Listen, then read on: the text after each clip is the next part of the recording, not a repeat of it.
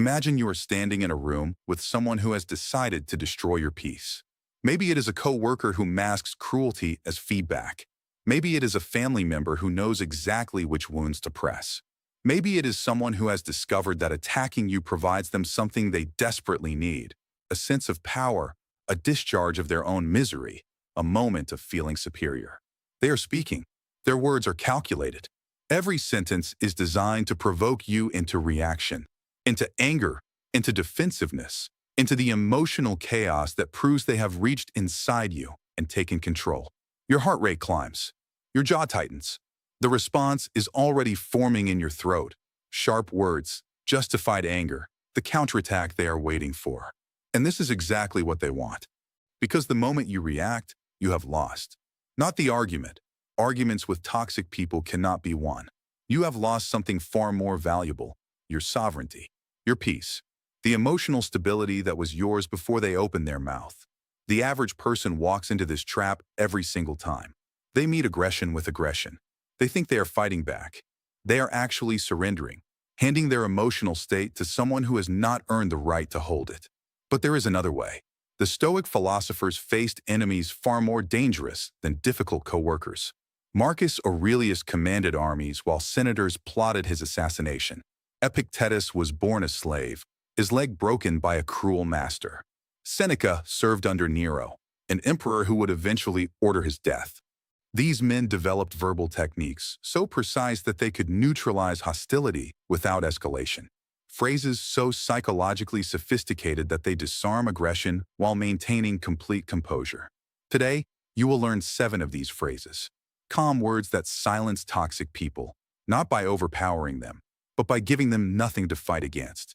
By the end of this video, you will possess what I call verbal Aikido, the art of using an aggressor's force against them while expending almost none of your own. Let us begin. Phrase 1. You might be right. The first phrase is 3 words that will fundamentally change how conflicts unfold. You might be right. When a toxic person attacks you, they are expecting one of 2 responses: submission or combat. They want you to either crumble, validating their power, or fight back, giving them the battle they crave. You might be right does neither. It is what I call the disarmament paradox. By appearing to partially concede, you remove all their momentum while conceding nothing of substance. Watch what happens psychologically. The toxic person launches their attack. Your ideas are always half-baked. You never think things through. You respond, you might be right. Now they are stuck. They prepared for resistance. They expected you to defend yourself, to list your accomplishments, to escalate.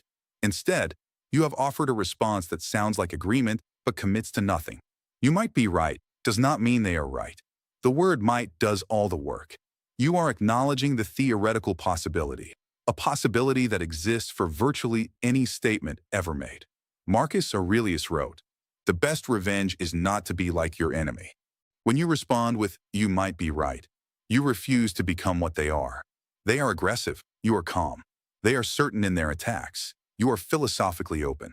They are trying to dominate. You are refusing to participate in domination. Here is the practical application. Say it slowly. Say it without sarcasm. Let a small pause follow. Do not explain it. Do not add to it. Let it sit. The toxic person will often sputter. They will try to re-engage.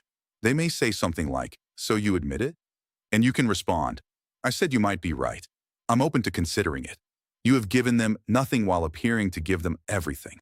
Their attack has dissolved into air. Phrase 2. I'll think about that. The second phrase extends the first principle into a different context. I'll think about that. This phrase is devastatingly effective because it does something the toxic person cannot easily counter.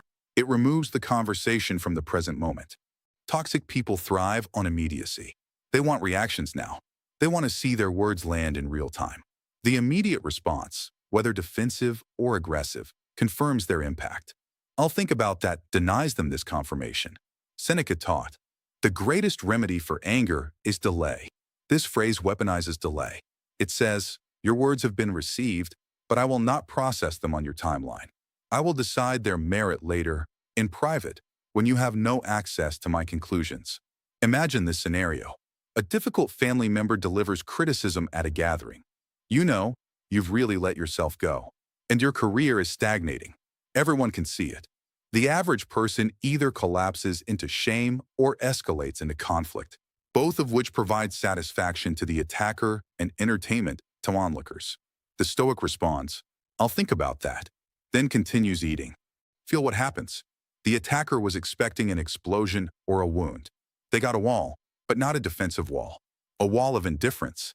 A signal that says, "You are not important enough to react to immediately. Your words will be considered when I have time, if I have time." Here is the deeper psychology. Toxic people need your emotional energy. It is their fuel. I'll think about that as an energy denial. It starves their attack of oxygen without providing the satisfaction of visible resistance. Apply it this way.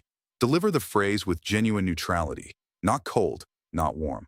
As if someone has suggested a restaurant you might try someday. Then redirect your attention elsewhere. Let them sit with the non-reaction. Phrase 3. Is there more? The third phrase is counterintuitive. It will feel uncomfortable the first time you use it. That discomfort is a sign of its power. Is there more? When someone is attacking you verbally, the last thing you want is more. You want them to stop. You want to escape. Every instinct tells you to minimize exposure. But is there more? Does something remarkable. It inverts the power dynamic entirely. Think of it like this.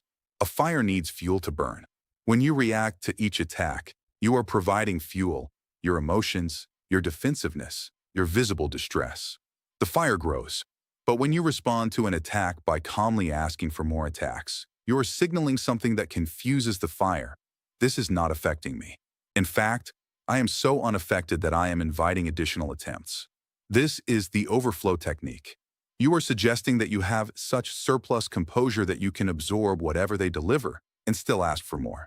There is a story about Cato the Younger, the Roman Stoic senator.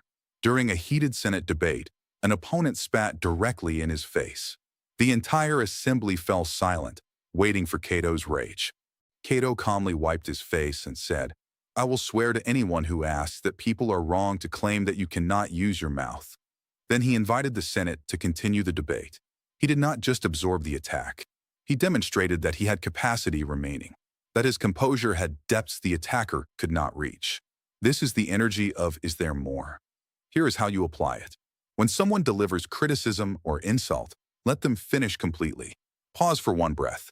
Then ask, with genuine curiosity, "Is there more you want to share?" This accomplishes several things simultaneously. It forces them to either admit they are finished, ending their momentum, or to continue, which now feels excessive and desperate. It signals to any observers that you are the calm center while they are the storm, and it denies them the reaction they were seeking.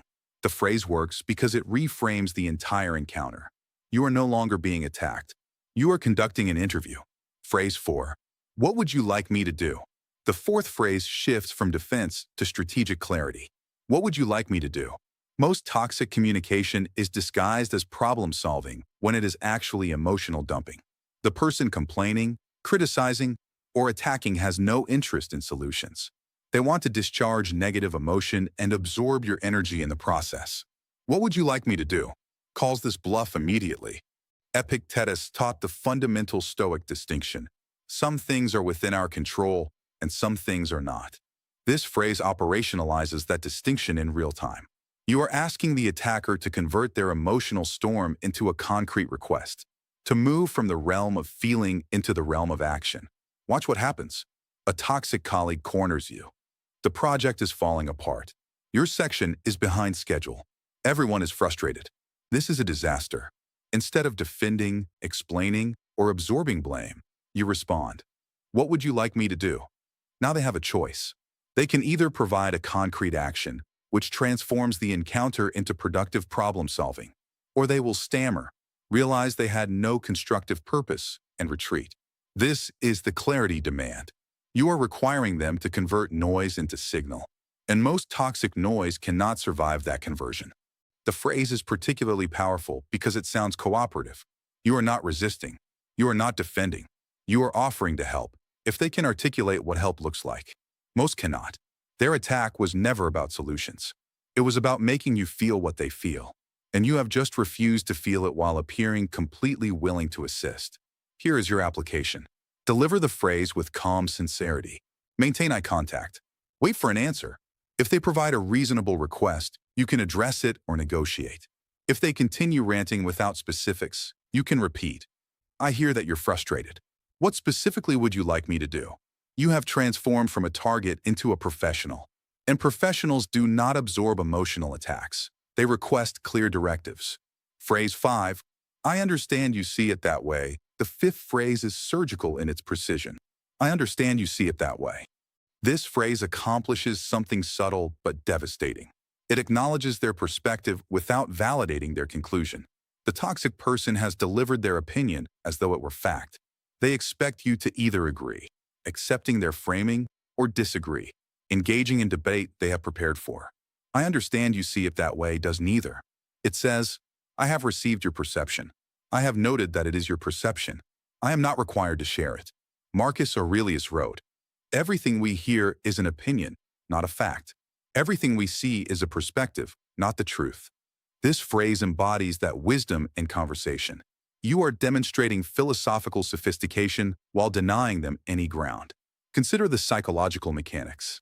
When someone says, you're selfish, and you respond, I understand you see it that way, you have shown that you heard them, denying them the complaint that you ignore them. Acknowledge that their view exists, denying them the sense of being dismissed, located the judgment inside their subjective perception, denying them the power of objective truth, refuse to internalize their assessment, maintaining your own self-evaluation, all of this in 7 words. This is the perspective boundary. You are drawing a clear line. Here is your perception. There is mine. I will not collapse the boundary between them simply because you are speaking loudly. Think of it like 2 separate containers. They have poured their opinion into their container. They are trying to pour it into yours. Your phrase says, I see what is in your container. It will remain in your container. Mine holds something different. Here is your application. Deliver the phrase without defensiveness. Not cold, but neutral. Do not follow it with justification or explanation. Let it be complete in itself. If they push, so you admit you're selfish? You can respond, I said I understand that's your perspective. My self-assessment differs. You remain unreachable, not because you are aggressive, but because you have maintained sovereignty over your own self-evaluation. Phrase 6. That's one possibility. The 6th phrase introduces strategic ambiguity. That's one possibility. Toxic people deal in absolutes. You always do this. You never do that. This is terrible. You are wrong. Their power comes from certainty. The certainty that their assessment is the only valid frame. That's one possibility introduces what I call frame fragmentation. You are not disagreeing with their absolute. You are dissolving the very concept of absolutes. Seneca observed, we suffer more often in imagination than in reality. The toxic person has imagined their interpretation into certainty. Your phrase gently reminds them, and any observers, that alternative interpretations exist, that their reading of reality is one among many. Here is how it sounds in practice. Toxic person, you clearly did this because you don't respect anyone's time. That's one possibility. Now they are off balance. They expected resistance to their conclusion. Instead, you have treated their conclusion as merely one hypothesis among many, technically valid as a possibility, but hardly the definitive truth they presented it as. This phrase is particularly effective because it does not require you to offer the alternative. The mere acknowledgement that alternatives exist reduces their statement from fact to opinion, from truth to theory. Imagine you are holding a single playing card. Someone insists it is the only card in the deck. You do not need to show them all 52 other cards. You simply need to say, that's one card. There might be others. The certainty collapses. Apply this phrase when someone is presenting their interpretation as the only possible interpretation. Deliver it thoughtfully, as though you are genuinely considering their view as one option among several. Then let the silence suggest that you are privately reviewing the other options you feel no obligation to share. Phrase 7. I hope that works out for you. The final phrase is for situations where disengagement becomes the highest strategy. I hope that works out for you. This phrase is the verbal equivalent of closing a door, gently, without slamming, but closed nonetheless. There are times when toxic people cannot be redirected, cannot be neutralized, cannot be managed within the conversation. They are committed to their campaign of negativity. Every response, Even the calm ones we have discussed provides enough engagement to continue. In these moments, the Stoic understands that the ultimate power is withdrawal, not retreat, withdrawal. The deliberate choice to remove yourself from a battle that cannot be won and is not worth fighting. I hope that works out for you. Accomplishes this withdrawal with elegance. Epictetus taught, "It is not the man who gives abuse that insults, but the view that we take of it as insulting." Sometimes the highest view is the view from a distance, the recognition that this person and their opinions are not your concern. Watch how this phrase functions. A toxic person is escalating. You're making a huge mistake. Everyone knows it. You'll regret this. You're going to fail. I hope that works out for you. Then you turn your attention elsewhere, or you leave. The phrase contains no attack, no defensiveness, not even engagement with the content of their prediction. It simply wishes them well with their worldview, a worldview you have no intention of inhabiting. This is the graceful exit, the art of ending an encounter without creating an enemy. Because sometimes toxic people, denied their satisfaction, will try to re-engage later. I hope that works out for you. Leaves no wound for them to nurse, no insult to escalate from. It simply says, your journey is yours. My journey is mine. I wish you well on yours. I am now returning to mine. Here is your application. Use this phrase when all other approaches have failed, or when you recognize that the person is not capable of rational engagement. Deliver it warmly if possible. Genuine goodwill is disarming. Then physically create distance. Redirect your attention. You have not lost the encounter. You have transcended it. Let us consolidate what you have learned. 7 phrases. 7 psychological instruments. Each designed for different situations, all rooted in the same principle. Your composure is your power. Your reaction is their reward. Deny the reward, and you win without fighting. You might be right. The disarmament paradox. I'll think about that. The strategic delay. Is there more? The overflow technique. What would you like me to do? The clarity demand. I understand you see it that way. The perspective boundary. That's one possibility. Frame fragmentation. I hope that works out for you. The graceful exit. Now imagine yourself 6 months from now. You have practiced these phrases. They have become instinctive. Someone approaches with toxicity, and instead of the old response, the tight chest, the racing heart, the scramble for counterattack, you feel something different. Calm. Space. Options. You select your phrase. You deliver it without drama. You watch as their aggression finds nothing to grip, like a hand grasping at water. They sputter. They try again. It does not work. Eventually, they stop trying. With you, at least. Your reputation shifts. You become known as someone who cannot be rattled. Someone who remains composed when others crumble. Someone who handles difficult people without becoming difficult yourself. This is not suppression. This is not weakness wearing a mask. This is genuine transformation, the development of an internal fortress that toxic words cannot breach. Marcus Aurelius wrote, "Choose not to be harmed, and you won't feel harmed. Don't feel harmed, and you haven't been." These phrases are the technology of that choice, the practical application of that ancient wisdom. The toxic people in your life will not disappear, but your relationship to them will transform. They will go from being sources of disruption to being opportunities for practice. Every encounter will strengthen your composure instead of depleting it. And one day, perhaps sooner than you expect, you will realize that the person you have become is unreachable. Not because you have numbed yourself, not because you have withdrawn from life, but because you have learned to remain yourself regardless of what anyone else does. The choice is simple. Continue reacting. Continue giving your peace to anyone who demands it. Continue letting toxic people write their frustration on your emotional state. Or begin practicing, one phrase at a time, one encounter at a time, building the internal architecture of a person who cannot be disturbed by external storms. Epictetus, the slave who became one of history's greatest philosophers, left us with this: no man is free who is not master of himself. These 7 phrases are your tools of mastery. The words that will prove that you are not merely surviving encounters with difficult people. You are transcending them.